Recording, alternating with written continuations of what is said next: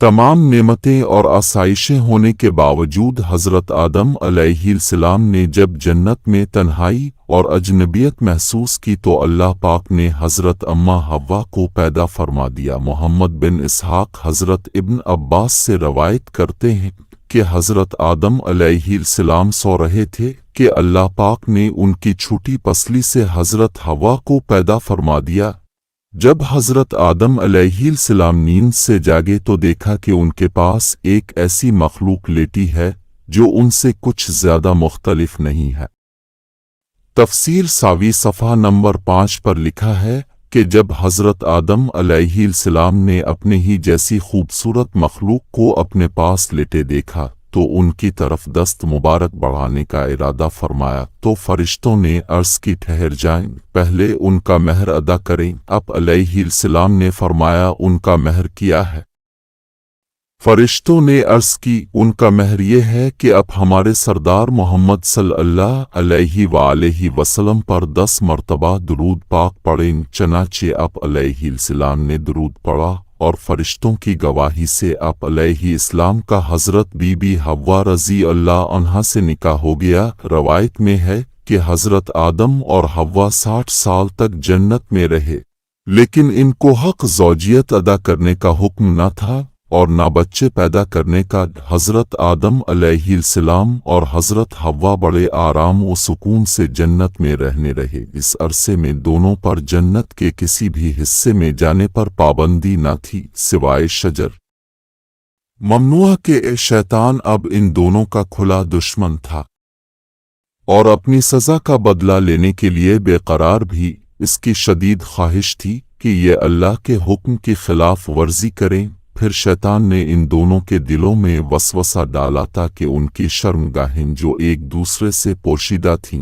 बेपर्दा हो जाएं। हज़रत आदम अलैहिस्सलाम और हज़रत हव्वा के लिबासों के मुताल्लिक यहाँ पर 2 तरह की रवायात हैं। एक रवायत तो ये मिलती है कि जन्नत में इन दोनों का लिबास भी जन्नती थी जिसमें इन दोनों के सरों पर ताज भी थी, जबकि दूसरी रवायत के मुताबिक उनके जिस्म जन्नती दरख्तों के पत्ते थे जिनसे उनके 70 एक दूसरे से पोशीदा थे। अब शैतान रोज उनके दिलों में वसवसे डालता और एक दिन कहने लगा, तुम्हारे रब ने तुम दोनों को इस दरख्त से इसलिए मना फरमाया कि कहीं ये फल खाकर तुम दोनों फरिश्ते पर मजबूर न हो जाओ, कहीं हमेशा जिंदा रहने वालों में से हो जाओ। शैतान की शैतानी और बहकावे वाली बातें सुनकर हज़रत हव्वा सोचने पर मजबूर हो गए। आखिरकार शैतान की मुसलसल कोशिशें और साजिशें रंग ले ही आईं। उसने हज़रत हव्वा को फल खाने पर राज़ी कर लिया। एक दिन हज़रत हव्वा ने हज़रत आदम से कहा कि हम इस शजर ममनुआ का ज़रा सा हिस्सा खाकर तो देखें, आखिर वो क्या राज है जो अल्लाह ने इसे खाने से मना फरमाया है। शुरू में तो हज़रत हव्वा के मुसलसल इसरार पर बादल नखास्ता वो भी राज़ी हो गए। खैर हज़रत आदम व हव्वा फल खाने पर तैयार हो गए और इब्बी पूरी तरह फल चखा भी ना था कि उनकी 70 गाहें एक दूसरे पर आया हो गईं, जिस पर दोनों ने परेशानी के आलम में जन्नत के दरख्तों के पत्ते तोड़ तोड़ कर अपना बदन छुपाया। अल्लाह ने दोनों को पुकारा और फरमाया, क्या मैंने तुमको मना नहीं किया था कि इस दरख्त का फल ना खाना और शैतान के वरगलाने में ना आना? ये तुम्हालिफ खुला दुश्मन है। दोनों ने जब अल्लाह की पुकार सुनी तो मारे खौफ इल्लाही के कांप उठे। अल्लाह पाक फिर फरमाने लगा, अब तुम दोनों एक खास मुद्दत तक जमीन ही पर रहोगे जहां तुम एक दूसरे के दुश्मन होगे और वहां ही मरना है और उसी में से फिर पैदा होना है। फिर दोनों को जमीन की तरफ रवाना कर दिया गया। रवायत में है कि हज़रत आदम हिंद जबकि हज़रत हव्वा को जदा में उतारा गया। दोनों एक दूसरे को ढूंढने लगे लेकिन एक दूसरे को ढूंढ ना पाए। हज़रत सदी लिखते हैं कि हज़रत आदम जब हिंद में उतरे तो उनके पास हजर अस्वद और जन्नत के दरख्तों के पत्ते भी थे जिनको उन्होंने ज़मीन पर फैला दिया। हज़रत इब्न अब्बास से मरवी है कि हज़रत जिब्राइल अलैहिस्सलाम हज़रत आदम ने पूछा, ये क्या है? अर्ज़ किया, ये इस दरख्त का फल है जिससे आपको रोका गया था। لیکن اپنے تناول کر لیا تھا۔ فرمایا تو اب میں اس کا کیا کروں؟ عرض کیا ان کو زمین میں بو دیجئے۔ ابن کثیر حضرت آدم ایک طویل عرصے تک اللہ کی بارگاہ میں روتے رہے۔ ایک دن اللہ پاک حضرت آدم کی گریہ و زاری پر رحم آیا تو اللہ پاک نے حضرت جبرائیل کو بھیجا کہ آدم کو معافی کی خوشخبری سنا دو۔ حضرت آدم خوشی سے سرشار بارگاہ خداوندی میں سر باسجود ہو کر شکر بجا لائے۔ پھر حضرت جبرائیل انہیں لے کر مکہ آئے، جہاں حضرت آدم نے کعبہ شریف کی بنیاد رکھی اور حجر اسود کو کعبہ کی دیوار پر نصب فرمایا، پھر اس کے گرد طواف کیا۔ طواف سے فارغ ہے کر حضرت جبرائیل انہیں جبل عرفات پر لے گئے، جہاں حضرت حوا تشریف فرما تھیں۔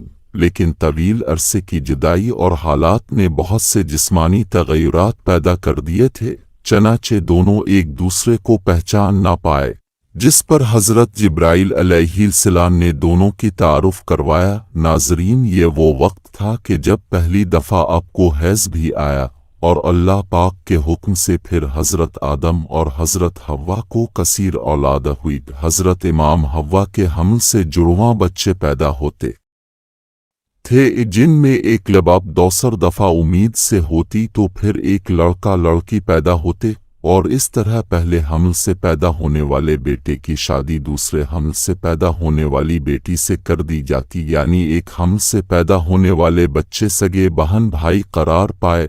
تفصیل ناظرین، یہاں آپ کو یہ بات بتاتے چلیں کہ اللہ تعالیٰ نے حضرت حوا کو خود ہی حضرت آدم کی زوجیت کے لیے پیدا فرمایا تھا، اس لیے نکاح پڑھانے کی ضرورت نہیں تھی، بلکہ اللہ پاک نے فرشتوں کی گواہی میں حضرت حوا کو حضرت آدم کی زوجہ بنا دیا تھا۔ قرآن پاک میں اللہ پاک نے حضرت حوا کے لیے زوجہ حضرت آدم کا لفظ ہی استعمال کیا گیا ہے۔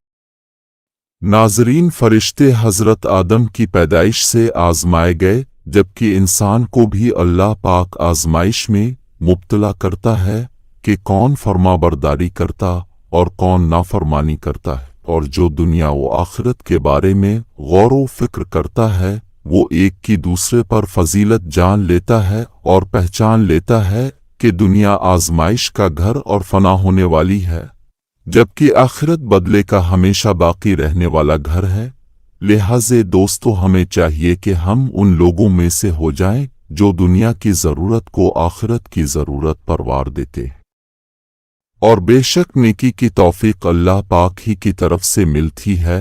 اللہ پاک مجھے اور اس ویڈیو کے دیکھنے والے تمام افراد کو گناہوں سے دور رہنے اور نیک اعمال کرنے کی توفیق عطا فرمائے، آمین۔